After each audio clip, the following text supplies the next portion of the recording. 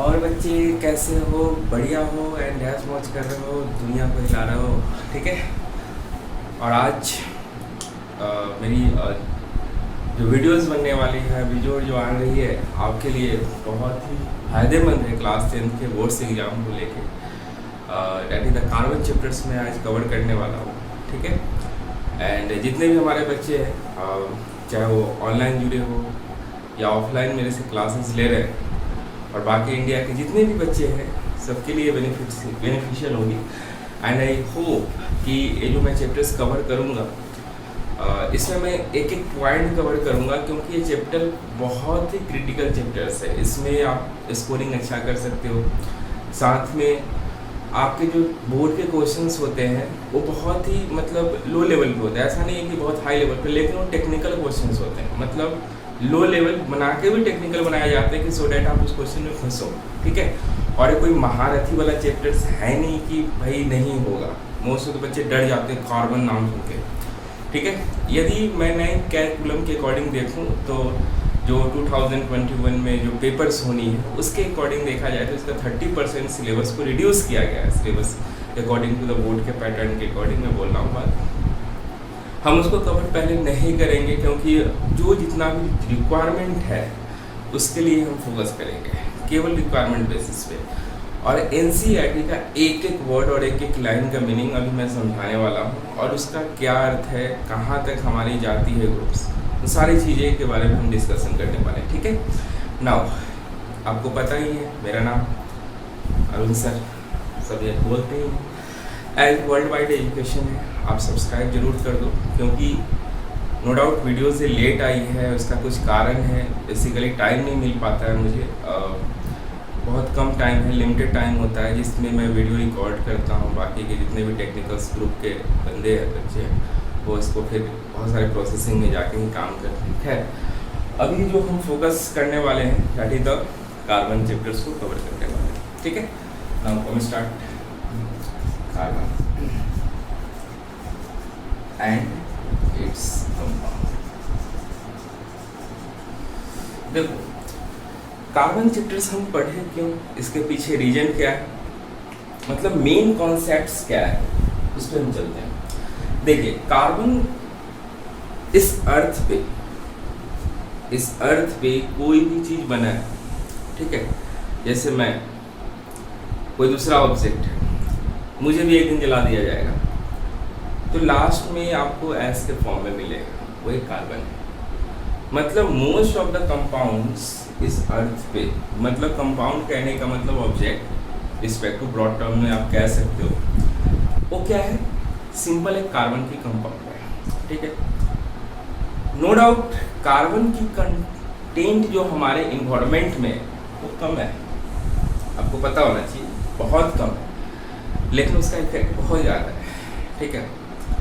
तो कार्बन हमारे लिए बेनिफिशियल भी, आप देखो तो हम पर डे खाना खाते हैं, कार्बोहाइड्रेट खाते हैं, विटामिन्स है, प्रोटीन्स है, सब में कार्बन है, ठीक है।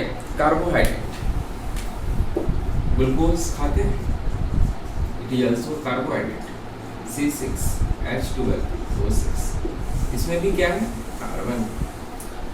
तो कहीं ना कहीं हर एक कंपाउंड में, मोस्ट ऑफ द कंपाउंड की मैं बात कर रहा हूँ, उससे कार्बन लिंक है, ठीक है।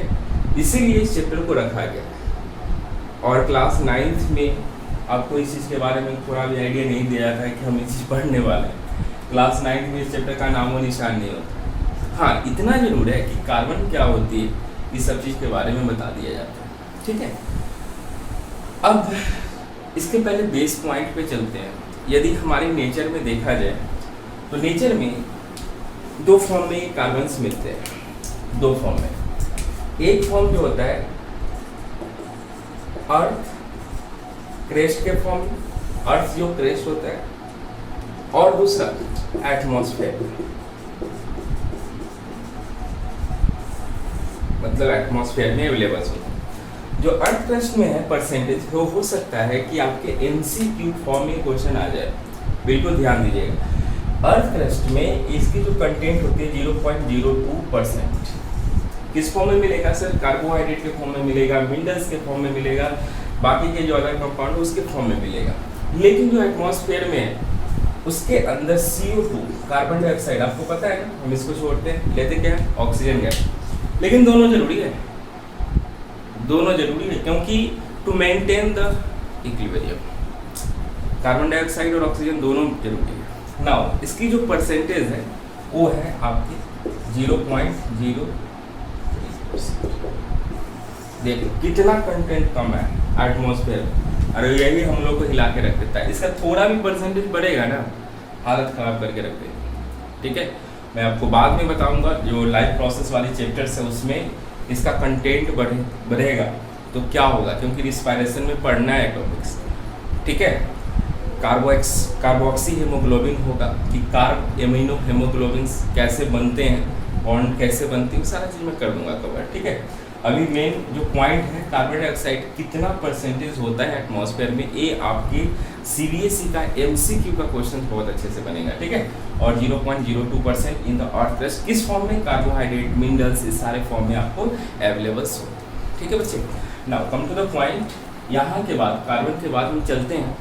अब कार्बन पहली बात तो देख लेते हैं कि पीरियोडिक टेबल में इसकी पोजीशन क्या है, लोकेशन क्या है, इसकी इलेक्ट्रॉनिक कॉन्फ़िगरेशंस क्या है, इसका नाम क्या रखा गया है फैमिलीज के अंदर, वो सारा चीज़ के बारे में हम एक एक करके देख लेते हैं। ठीक है,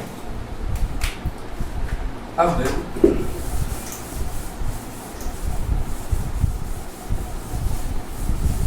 देखो एक कार्बन है, इसका एटॉमिक नंबर, जो एटॉमिक नंबर होता है वो कितना होता है? 6। कार्बन का एटॉमिक नंबर कितनी होती है? 6 होती है। ठीक है, यदि मैं इसकी इलेक्ट्रॉनिक कॉन्फ़िगरेशंस लिखने की बात करूं, इलेक्ट्रॉनिक कॉन्फ़िगरेशन लिखोगे तो K cell, L cell, M cell, N cell, ऐसे करके सेल होते हैं।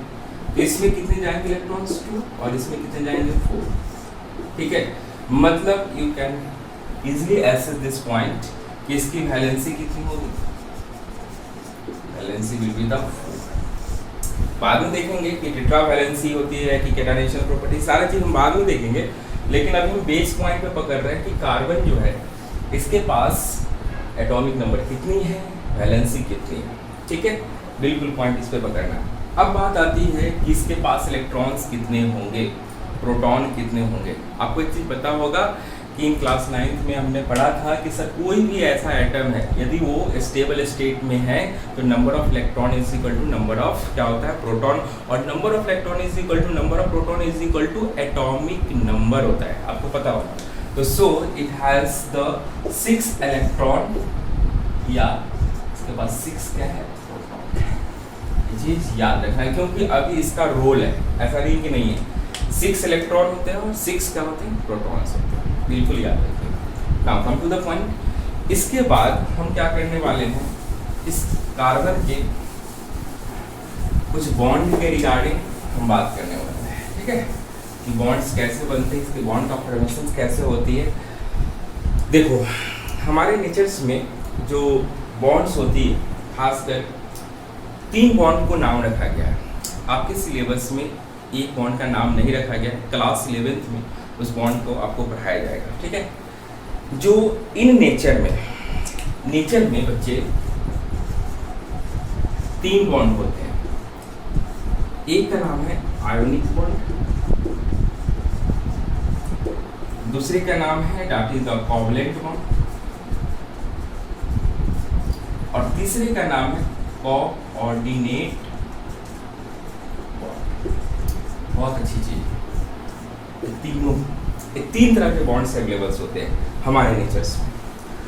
अब इस 3 तरह के जो बॉन्ड्स अवेलेबल्स होते हैं हमारे नेचर्स में, सबका अलग अलग चैप्टर्स है, लेकिन मैं इसको क्लास 11th में पढ़ाऊँ। जो क्लास 11th वाले बच्चे जो हमसे पढ़ रहे हैं वो क्लास 11th वाले में देखेंगे इसको। खैर एक केवल क्लास 10th की वीडियोज़ है। ठीक है, तो यहाँ पे हम आयनिक बॉन्ड्स और कोवलेंट बॉन्ड्स के बारे में डिस्कशन करेंगे खासकर। ठीक है, क्योंकि ये सिलेबस में याद रखना, ये बोर्ड में CBSE बोर्ड का 2021 का बहुत इंपॉर्टेंट क्वेश्चन है। हो सकता है differentiate between the ionic bonds and covalent bonds with examples आपसे क्वेश्चन पूछ दिया जाए। ठीक है। तो बिल्कुल ध्यान में रखिएगा कि आयनिक बॉन्ड्स एंड कोवैलेंट जो बॉन्ड्स होती है वो क्या होती है, उसका डिफरेंसेस क्या होते हैं, ये मैं आपको बताऊंगा। ठीक है, अब बात करते हैं आयनिक बॉन्ड्स एंड कोवैलेंट बॉन्ड की, इसको क्लास लेवल में देखेंगे। ठीक है बच्चे, देखिए पहली जो बॉन्ड्स मैंने आपको बताया that is the ionic bonds.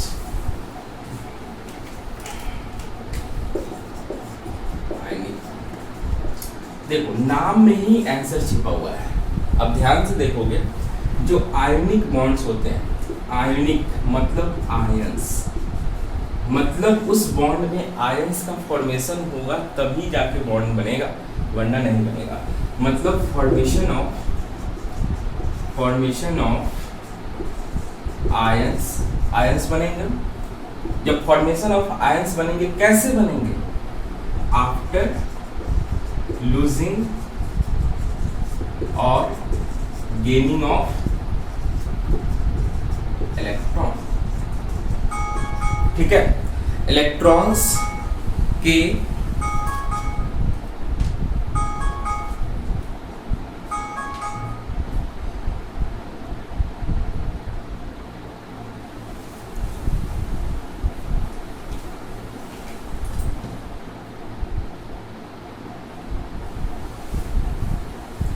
मतलब इलेक्ट्रॉन्स के लॉस या गेन।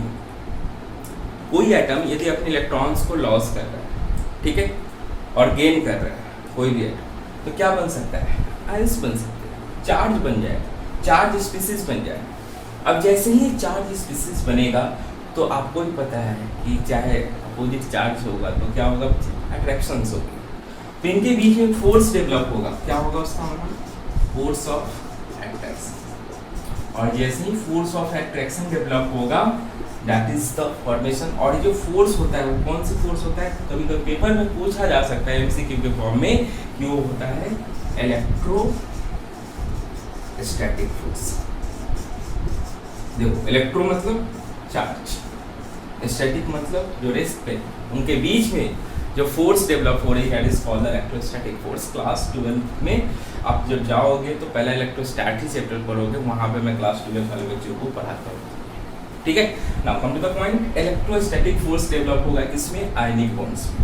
अब बात करते हैं कि जो आयनिक बॉन्ड्स होती है, जब ये फोर्स डेवलप हो गई, अब इनमें क्या हो चुका है? फॉर्मेशन ऑफ आयंस हो चुका है, तो क्या बनेगा? Formation of bond. मतलब आयनिक बॉन्ड्स बनाने के लिए आपको इतना चीज से होके गुजरना पड़ेगा, तभी जाके क्या बनेगा? आयनिक बॉन्ड, वरना नहीं बनेगा।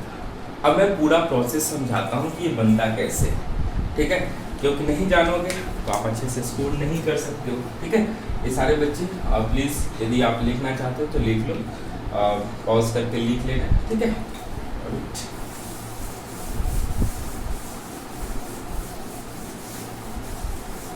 और ये सीबीएसई का बहुत ही इंपॉर्टेंट क्वेश्चन है 2001 को लेकर 21 को लेकर, सॉरी, बहुत इंपॉर्टेंट, क्योंकि ये पेपर में बार बार पूछे जाने वाला क्वेश्चन। आप जाके प्रीवियस से भी क्वेश्चन उठा के यू कैन सी कि how much this question very important. Okay, now come to the point.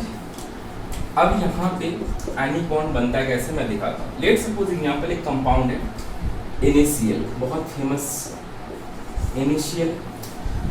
Sodium और क्लोरीन मिलकर आपस में क्या बना है? NaCl का। देखो सोडियम का एटॉमिक नंबर देखोगे तो कितनी होती है? 11, सबको पता है, होता है। यदि इसका इलेक्ट्रॉनिक कॉन्फ़िगरेशन लिखोगे तो कितना होगा? इसका EF EC क्या होगा? 2 8 and 1 होगा। इसके आउटर मोस्ट में कितने इलेक्ट्रॉन है? 1 इलेक्ट्रॉन। उसके बाद क्या है? Cl है ना। इसके एटॉमिक नंबर कितने होते हैं? 70। इलेक्ट्रॉनिक कॉन्फ़िगरेशन क्या होगा?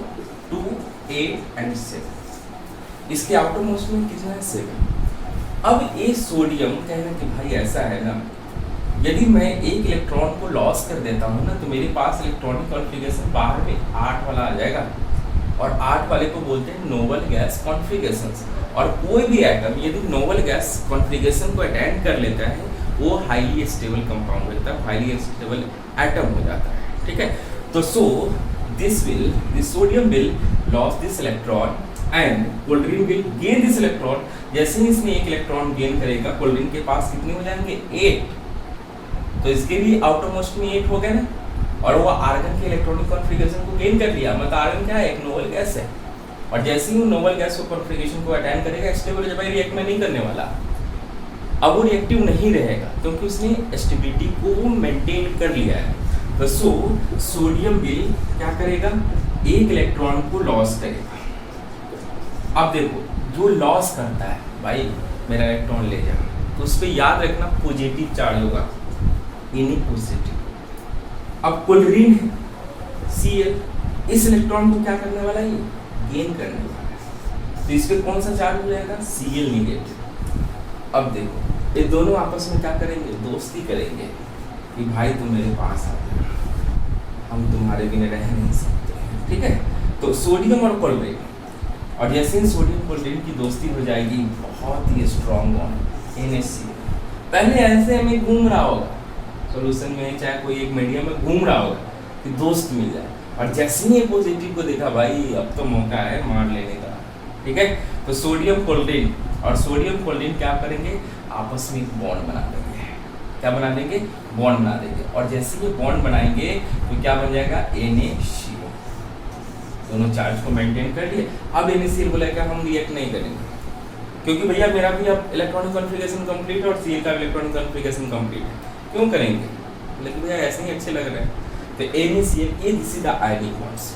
अब आयनिक बॉन्ड्स आपने बना दिया तो कुछ इसके प्रॉपर्टी होंगे, मैंने ऑलरेडी डिस्कशन कर लिया है, लेकिन एक पॉइंट वाइज में मैं इसके, यदि जो बच्चे लिखने चाहते हैं लिख लीजिए, मैं इसको पॉइंट वाइज में इसके प्रॉपर्टीज को लिख देता हूँ, ठीक है।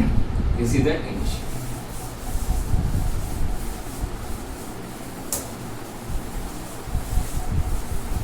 अब देखो आयनिक बॉन्ड की प्रॉपर्टी, पहली प्रॉपर्टी क्या होगी, चार्ज के कारण डेवलप हुई थी, तो क्या होगा प्रॉपर्टी में, पहली प्रॉपर्टी बता दो बच्चे, अभी ऑफलाइन वाले बच्चे क्या कर रहे हो, तो प्रॉपर्टीज वाले में क्या होगा, आप देख लो, पहली स्ट्रॉन्ग बॉन्ड होगा। क्यों बॉन्ड होगा स्ट्रॉन्ग, क्योंकि due to the electrostatic force. एक क्वेश्चन इंसर्शन रीजन में पूछा जा सकता है कि जो आयनिक बॉन्ड्स होते हैं they are strong in nature, why, because due to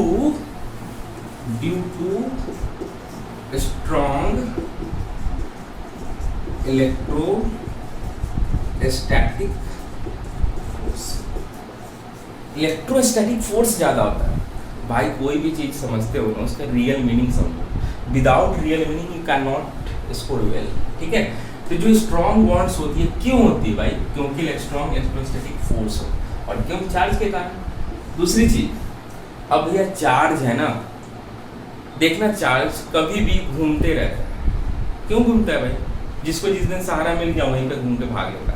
तो याद रखना कि जो चार्ज होता है कोई डायरेक्शन नहीं होती भाई, जहाँ का मूव करा, जहाँ मिल गया चिपक गया, बॉन्ड बना दिया, ठीक है। तो no directional bond formation take place. मतलब strong bond due to the strong electrostatic force. और सेकेंड प्रॉपर्टी क्या हो सकती है, नो डायरेक्शनल बॉन्ड, कोई डायरेक्शन नहीं बनता है। और याद रखिएगा ionic bond is the poor conductor of electricity, conduct नहीं करता electricity.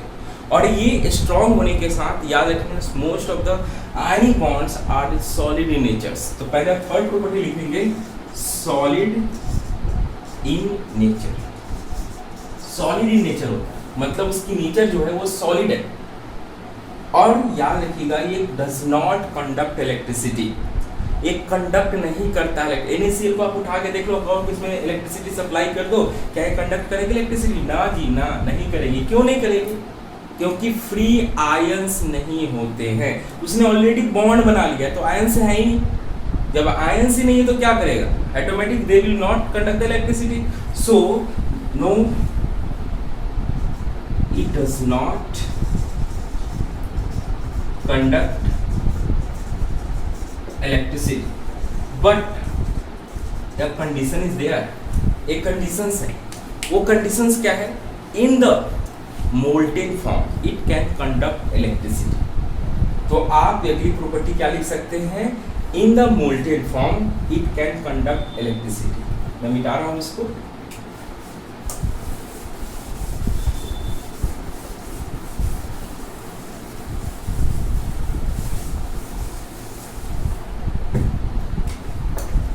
In molten form it can conduct electricity। Example में बच्चे आप क्या क्या लिख सकते हो? NaCl है, CaCl2 है, ये सब क्या है? ये आपके आयनिक बॉन्ड्स है। यदि आपको चीज़ समझ में आ रही है, अच्छा लग रहा है कि नहीं सर ने आपने बहुत अच्छा समझाया, तो सब्सक्राइब जरूर कर देना, क्योंकि आपके पास से नेक्स्ट वीडियो जब आएगी तो तुरंत, और बेल आइकन को भी दबाते रहना, क्योंकि वो वीडियोस आपको तुरंत पहुंचेगी और आप अच्छे से आप गेन कर पाओगे। और सीरियस मेरा टारगेट है कि मोस्ट ऑफ आपके एग्ज़ाम जो होंगे बोर्ड का, उससे पहले मैं सारा वीडियो अपलोड कर दूंगा, और फ्री ऑफ कॉस्ट है, कोई भी चार्जेबल नहीं है, और आपको जितना स्कोर करना है कर लो। एक एक चीज़ के बारे में मैं डिस्कशन कर रहा हूँ, 4 पॉइंट को टच करता हूँ, ठीक है?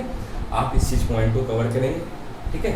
Now the next topic is the covalent bond, ठीक है? कोवलेंट बॉन्ड,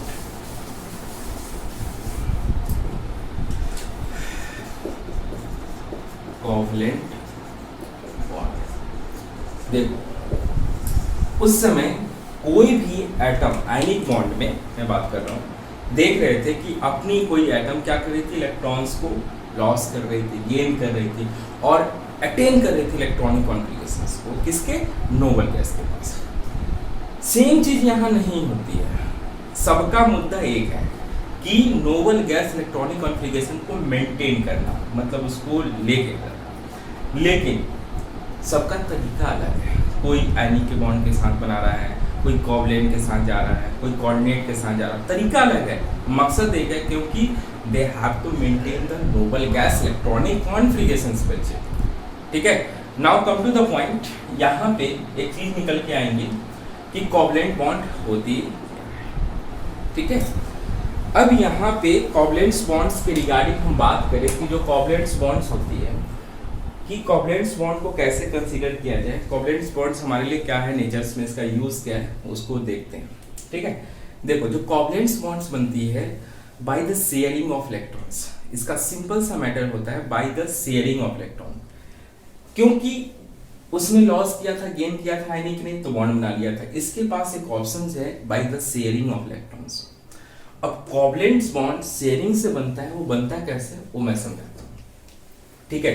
तो आप यहाँ पे लिखेंगे द बॉन्ड फॉर्म्ड आफ्टर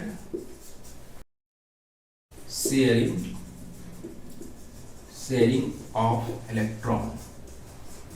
जो शेयरिंग ऑफ इलेक्ट्रॉन से के कारण जो बॉन्ड फॉर्मेशंस होती है, उसको बोलते हैं covalent bond. Simply we call it is the covalent bond. एक कोवलेंट बॉन्ड होता कैसे है नेचर्स में, उसके बारे में आप देख लो पहले, ठीक है? अब जो कोवलेंट बॉन्ड होते हैं, इसको बताता हूँ कि बनता कैसे है। मिटा दूंगा इसको, इतना तो पता है कि शेयरिंग से बनती है। मैं एक कंपाउंड ले रहा हूँ, ठीक है? मॉलिक्यूल्स भी कह सकते हो। अपने नेचर्स में सबसे ज्यादा यूज करते हो ऑक्सीजन। ये ऑक्सीजन कभी भी नेचर्स में O के फॉर्म में नहीं होता है, O2 के फॉर्म में होता है। क्यों होता है ये? ऑक्सीजन के फॉर्म में नहीं, O2 के फॉर्म में। क्यों?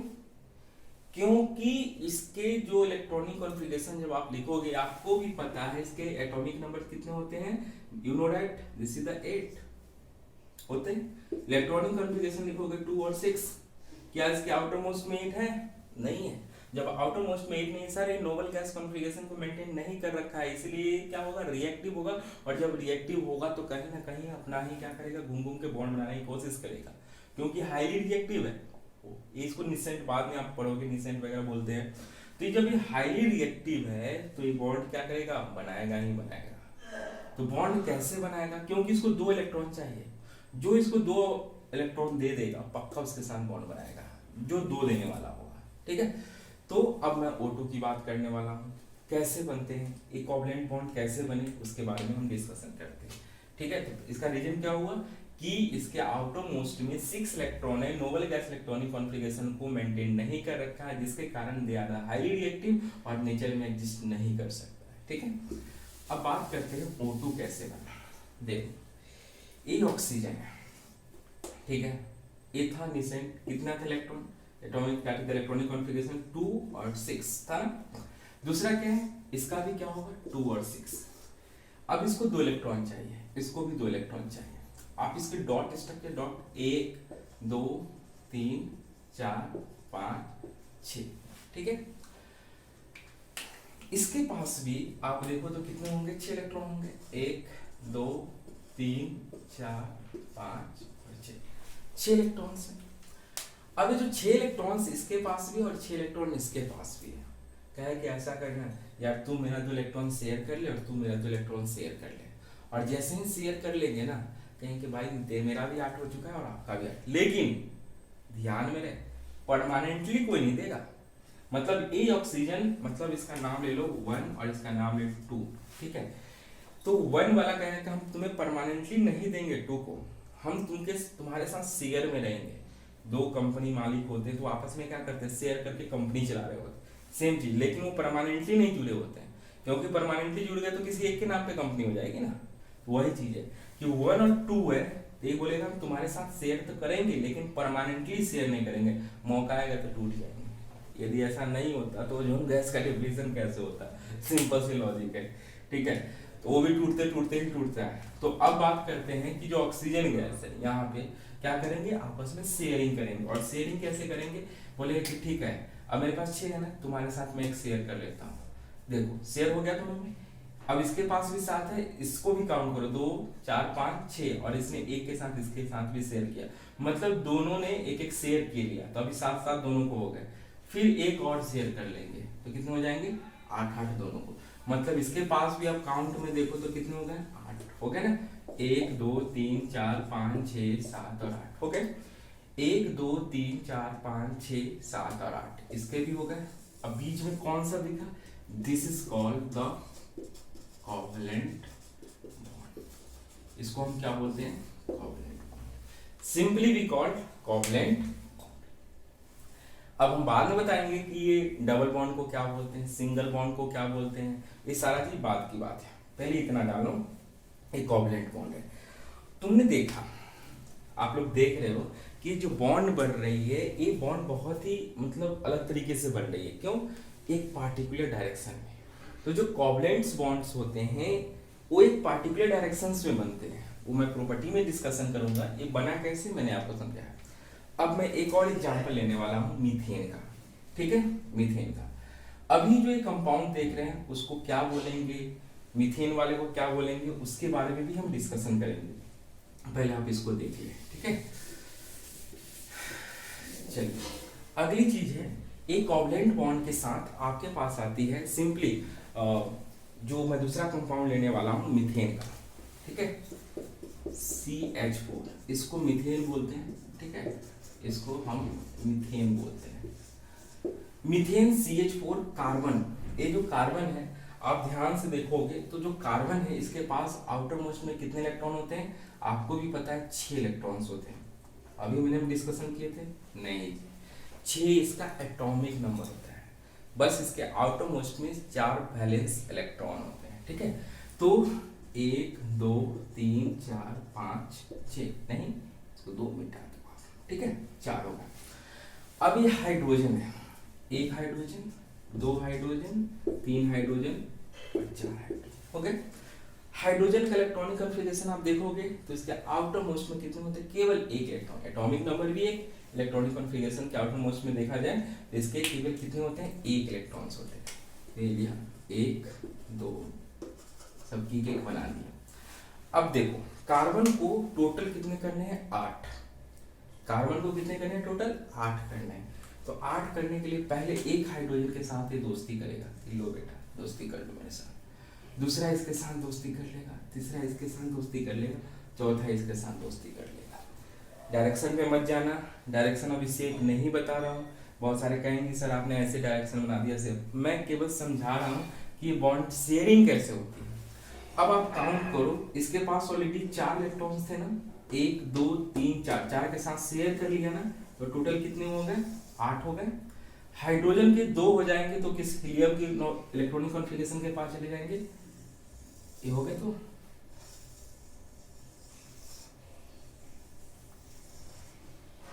हो गए सबके पास अपने अपने, हाइड्रोजन के पास 2 2 हो गए और कार्बन के पास टोटल 8 हो गए।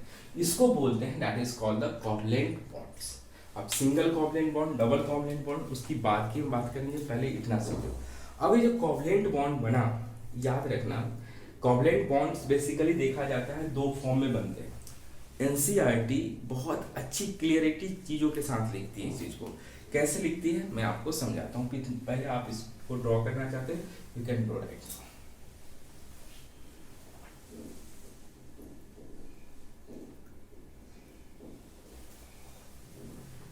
नाउ।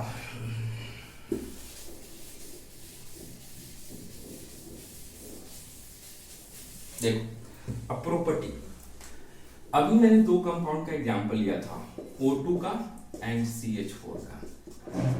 आप देखोगे इस कंपाउंड में केवल ऑक्सीजन है, इस कंपाउंड में कार्बन एंड हाइड्रोजन है, ध्यान से। तो जिसमें सेम एटम होता है, सेम एटम के, उसको बोलते हैं इंट्रा कोवलेंट बॉन्ड। ठीक है, ये एनसीईआरटी में दे रखा है। बड़े बड़े राइटर्स इस बुक को नहीं लिख पाते हैं, इस चीज को नहीं लिख पाते हैं। This is the intra covalent bond और दिस वन, ध्यान रखना कार्बन और हाइड्रोजन है, 2 डिफरेंट एटम है। So this is the inter covalent bond, this is the inter covalent bond. ध्यान, सर आपने इस चीज को क्यों बताया, क्वेश्चन पूछा जाएगा मुझसे। देखो जो इंट्रा कोवलेंट बॉन्ड्स होते हैं वो होते हैं they are strong bonds, strong covalent bond. आप मुझे एक चीज बताओ, सिंपल सी मतलब है, जो दोस्त ऐसे जो आपके फ्रीक्वेंसी का मैचेबल फ्रेंड हो, जो आपके फ्रीक्वेंसी में मैच करते हो, वो दोस्त आपको बहुत अच्छे लगते हैं ना।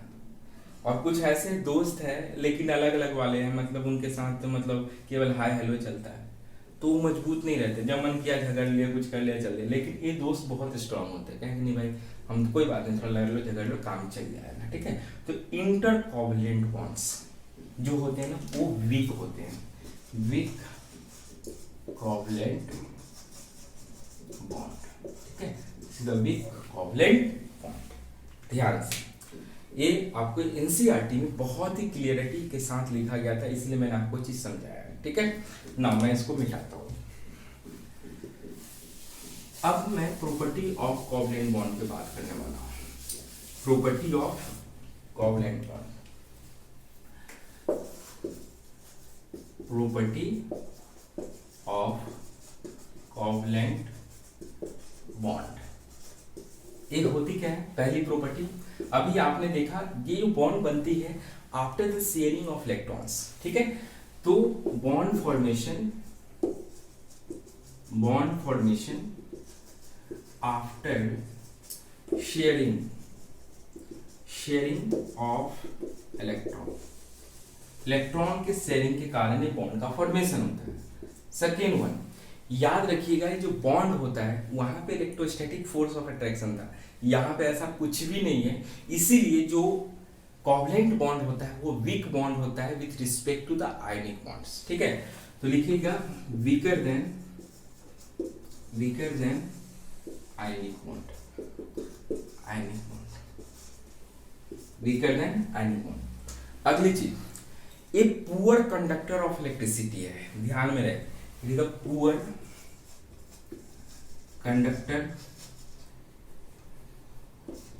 Poor conductor of electricity. यहां पे एक एक्सेप्शन है, यहां पे एक्सेप्शन नहीं है, that is the graphite. Exception लिख लीजिए, एक्सेप्शन वो क्या है, ग्रेफाइट। जो ग्रेफाइट्स होती है वो कंडक्ट कर सकती है इलेक्ट्रिसिटी। अब मैं ग्रेफाइट बताऊंगा, इलेक्ट्रॉप्स होता है, एक कार्बन के इलेक्ट्रॉप्स होते हैं, वो मैं बाद में बताऊंगा, पहले आप इतना लिख लीजिए। ठीक है, तो weaker than ionic bonds, poor conductor of electricity, that is the exception एक चलती है ग्रेफाइट की। और याद रखिएगा ये डायरेक्शनल प्रॉपर्टी को शो करता है, डायरेक्शन परजेंस होता है, मतलब बॉन्ड जो बनती है पार्टिकुलर डायरेक्शन में ही बनती है, ठीक है। तो यहाँ पे आपको चार प्रॉपर्टी आपको दिखाई दे दी। बॉन्ड फॉर्मेशन कैसे होती है, शेडिंग ऑफ इलेक्ट्रॉन, वीकर होती है आयनिक से, पुअर कंडक्टर ऑफ इलेक्ट्रिसिटी होती है, और साथ में और that is the graphite. Graphite is exceptional cases in case the electricity can जा सकती है, कंडक्ट हो सकती है, एंड हैविंग द डायरेक्शन, ये डायरेक्शंस होती है। ये चार प्रॉपर्टी आपके पेपर में पूछा जाएगा। दो भी प्रॉपर्टी लिख दोगे, एक 1 मार्क का क्वेश्चंस में, 2 मार्क का यदि डिफरेंशिएट करने के लिए आए तो दो भी लिख दोगे, इनफ होगा आपके लिए। लेकिन मैंने आपको 4 पॉइंट दे दिए कि सो डैट आप आसानी से इसको कर दोगे, ठीक है। अब कोवलेंट बॉन्ड के टाइप्स क्या होते हैं, कैसे होते हैं, वो मैं अभी डिस्कशन करूंगा। पहले आप इतना कवर कर लीजिए, इसके बाद हम देखते हैं, ठीक है। अब बात करते हैं, हमने बॉन्ड की बात तो कर ली, ठीक है। कार्बन की अभी हमारे को 2-3 टॉपिक्स को कवर करना है। एक होती है कार्बन की प्रॉपर्टी, ठीक है, और उसके बाद हम देखेंगे that is the electrons of carbon, और उसके बाद देखेंगे दैट इज द कार्बन की खास प्रॉपर्टी होती है केटानेशन, उसके बारे में भी आपको बताएंगे। और उसके बाद कार्बन के अंदर बॉन्ड, इतना आपके सिलेबस में है, उसके बाद हम आपको कवर करेंगे, ठीक है। चलिए इसको मिटा रहा हूँ। अब हम बात करते हैं कि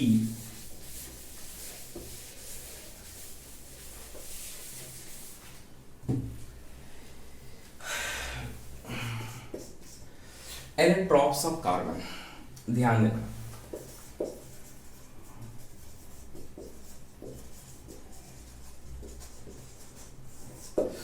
इलेक्ट्रॉन्स ऑफ कार्बन, देखो जो इलेक्ट्रॉन्स ऑफ कार्बन होती है, मतलब कार्बन के forms, simply we can say the form of carbon.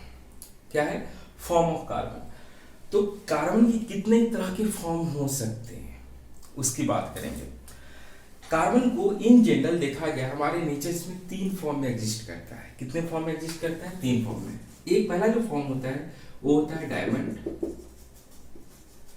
Second one होता है graphite, and third one is the fluorine, ठीक है। ये 3 फॉर्म में एग्जिस्ट करता है।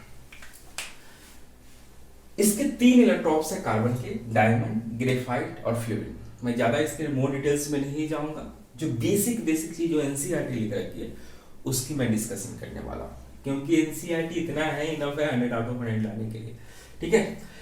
तो डायमंड, डायमंड के बारे में लिखा गया है it is the hardest substance. क्या है बच्चे, hardest substance, hardest substance in the nature. हमारे नेचर में सबसे हार्डेस्ट सब्सटेंस क्या होता है, डायमंड होता है। एक खास बात यह है कि जो बताया गया है आपके एनसीईआरटी में 2 पॉइंट बहुत ही क्रिटिकल वे से समझाया गया। वो 2 पॉइंट क्रिटिकल वे से कैसे समझाया गया मैं आपको उसको बारे में बताता हूँ, ठीक है। तो डायमंड से उसके अंदर जो बॉन्ड बनता है, कार्बन का जो बॉन्ड बनता है, उसमें एक कार्बन 4 एटम से जुड़े होते हैं। खास बात यह है, याद रखिएगा, एक जो कार्बन एटम है इससे 4 कार्बन इसके साथ जुड़े होते हैं। याद रखना है, ये पेपर में आ सकता है कि डायमंड्स में एक कार्बन कितने कार्बन एटम के साथ ज्वाइंट होते हैं, और बाय सिंगल बॉन्ड, ये ध्यान रखना, मतलब 4 कार्बन एटम के साथ ये ज्वाइंट होते हैं, ठीक है। अगली चीज उन्होंने बोला कि जो कार्बन को हम डायमंड्स में, जो नेचर में जो कार्बन मिलता है, लेट सपोज मैं इसको जलाऊं तो एक कार्बन बनेगी, तो क्या इसको हम डायमंड बना सकते हैं? ऑफ कोर्स बना सकते हैं।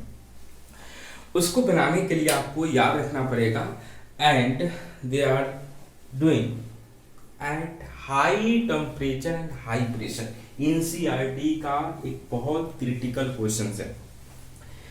एक जनरल कार्बन को आपको मैं बोलूं कि एक कार्बन मैंने आपको दे दिया और इसे आपको डायमंड बनाना है, ठीक है, डायमंड बनाना है। तो कैसे बनाओगे? आप अप्लाई करोगे क्या बच्चे, high pressure and high temperature, तब ये डायमंड में कन्वर्ट हो जाएगा ये कार्बन। सिंपल कार्बन, ठीक है, डायमंड में कन्वर्ट कर सकते हो। ये एनसीईआरटी का था पार्ट, ठीक है। तो हार्डेस्ट सब्सटेंस है, एक कार्बन 4 कार्बन के साथ बॉन्ड बना रखा है और एक सिंपल कार्बन को आप डायमंड में कन्वर्ट कर सकते हो at high temperatures and high pressures. ये 3 पॉइंट आपको मैंने दिया डायमंड्स के लिए, that is very very important points जो एनसीईआरटी में पढ़ाते बहुत है, कंडक्ट, इलेक्ट्रिसिटी, ये सब फालतू की चीजें पे मत जाओ। जो इंपॉर्टेंट पॉइंट्स है और आपके पॉइंट्स जो बोर्ड एग्जाम डिमांड करती है कि भाई आप इस पॉइंट को लिखो, आपको मैंने जो पढ़ाया है, समझाया है, उसको लिखो, मेरा भी मत लिखो। मैं ये कह रहा हूँ कि आप जो एनसीईआरटी लिखती है स्टेटमेंट को, उसको समझो, ठीक है। वहाँ पे बहुत बड़े बड़े विद्वान बैठे हुए हैं एनसीईआरटी में, ऐसा नहीं है कि कोई भी आके लिख देता है एनसीईआरटी। बहुत सोच समझ के टेक्निकल वर्ड्स को यूज किया जाता है, ठीक है। तो एनसीईआरटी पे ट्रस्ट करो, that is the bestest book in the world, मैं मानता हूँ। उसमें हर एक पॉइंट को टेक्निकली बेस दिया गया है, बस आपको समझना है कि इस पॉइंट को कहाँ पे लगाना है, इस पॉइंट को कैसे कवर करनी है, ठीक है। Now come to the point. अब बात करते हैं ग्रेफाइट की।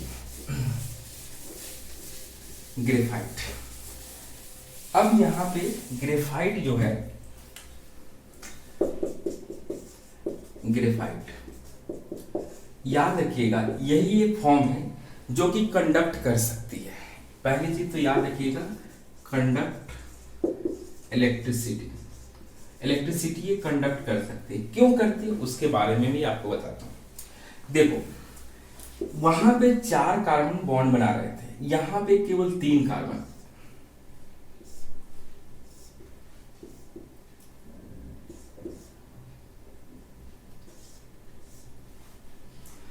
ये जो कार्बन है ना, 3 बॉन्ड बनाने के पास इसके पास 1 इलेक्ट्रॉन बच जाता है और ये लेयर्स के फॉर्म में होते हैं,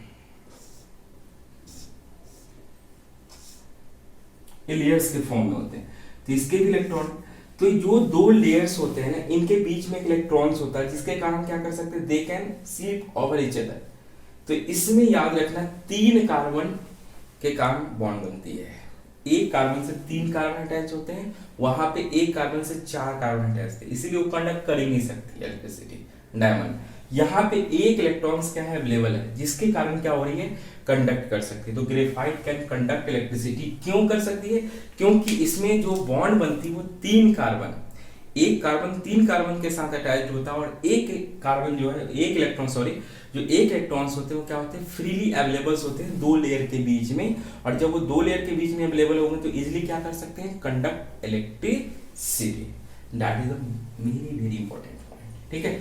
अगली चीज ये याद रखना, ये लुब्रिकेंट के फॉर्म में भी यूज होते हैं। जहाँ पे कोई मशीन चलती है और वहाँ पे लगातार फ्रिक्शंस होती है, जिसके कारण वो जो इक्विपमेंट्स है, चाहे इंस्ट्रूमेंट हो, खराब होने की चांसेस ज़्यादा होती है। तो फ्रिक्शन को रिड्यूस करने के लिए we use the graphite. So it is the good, क्या लिख सकते हैं, good lubricant. It is the good lubricant. ये क्या है बच्चे, गुड लुब्रिकेंट्स है। ये बहुत ही इंपॉर्टेंट पॉइंट है, ठीक है। तो ये 3 पॉइंट मैंने ग्रेफाइट में भी आपको बता दिया। अगली चीज है that is the diamond sorry fluorine. देखो जो फ्लूरीन है उसको बकमिनिस्टर फ्लूरीन भी बोलते हैं।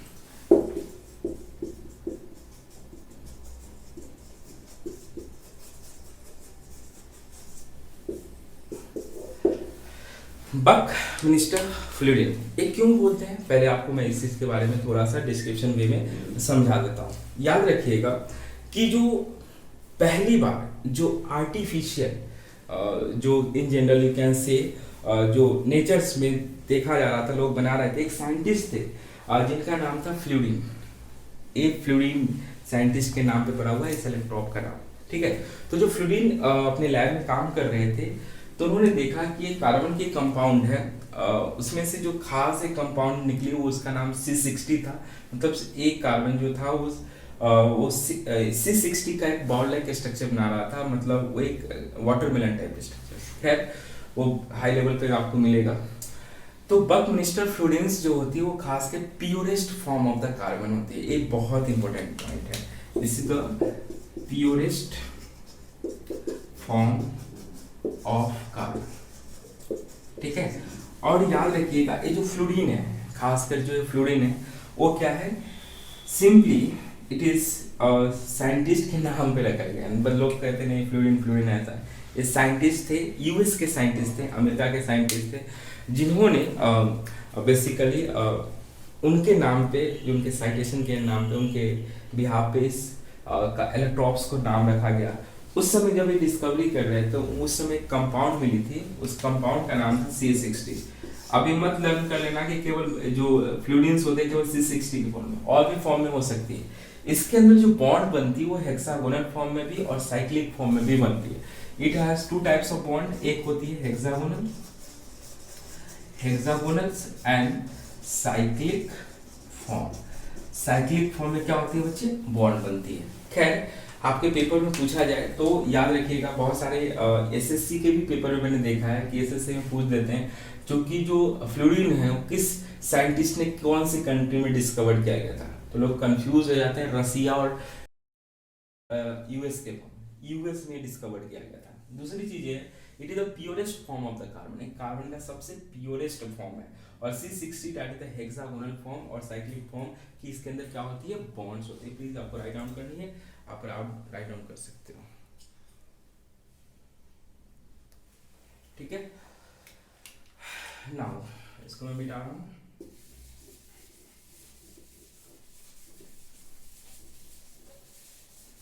अगली पॉइंट का ये अगली पॉइंट जो हमारे पास है, हमारे पास that is the catenation property, tetravalency property, as well as that is the bonds in the carbon, that is the covalent bond. उसके लिए नेक्स्ट वीडियोस में मैं आऊँगा और आपको पूरा एक एक चीज़ के बारे में बता दूंगा। ये 3 प्रॉपर्टी आपके लिए बहुत इंपॉर्टेंट है। यदि मैं सीबीएसई पॉइंट ऑफ व्यू से देखूँ तो ये 10 नंबर का चैप्टर था पहले, लेकिन अभी रिड्यूस हो चुकी है, 7 नंबर 8 नंबर चैप्टर्स में आएंगे क्योंकि इसके एमसीक्यू बन सकते हैं, सर्च इंजन बहुत अच्छे बनते हैं। और साथ में अगली चीज़ जो हम लेके आएंगे दैट इज द टेट्रावैलेंसी। अभी जो मैंने कवर किया है वो केवल 5 मार्क का कवर कर लिया है, 5 मार्क का कवर नेक्स्ट क्लासेस में करने वाले हैं। Tetravalency, catenation properties as well as that is the इसके बॉन्ड कैसे बनते हैं, उसके लिए नेक्स्ट वीडियोस में आऊँगा।